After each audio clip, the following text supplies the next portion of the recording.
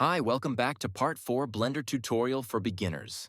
Today, we will learn about one of the most important tools in 3D modeling software called Subdivision.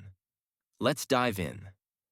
I will start with the default cube, and I just adjust it and go to Edit mode by pressing Tab.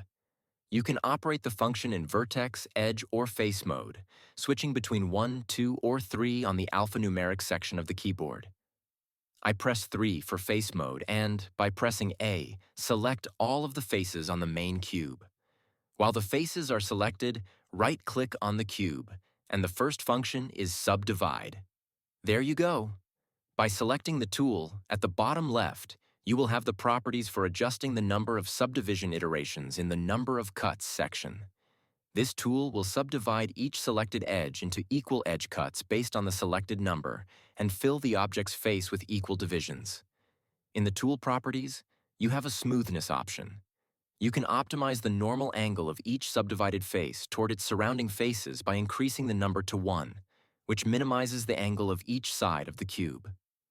Because they have a 90-degree angle, the smooth modifier reforms all selected faces to have a smaller angle toward one another. As we saw, subdivision for creating smoother, curved surfaces is extremely useful. Let's go back to our main cube. Meanwhile, on flat surfaces, subdivision helps with the transition of faces, easier modeling, and more editable faces in comparison to the main face. Now I'm randomly selecting faces and pressing E and S to lower the profile of the extrusion, and pressing E to extrude the face toward its main orientation.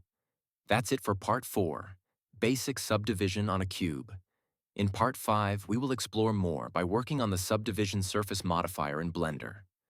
For more Blender basic tutorials, check out my playlist titled as Blender Tutorial Series for Beginners. If you found this helpful, like, subscribe, and stay tuned for more Blender tutorials. See you next time.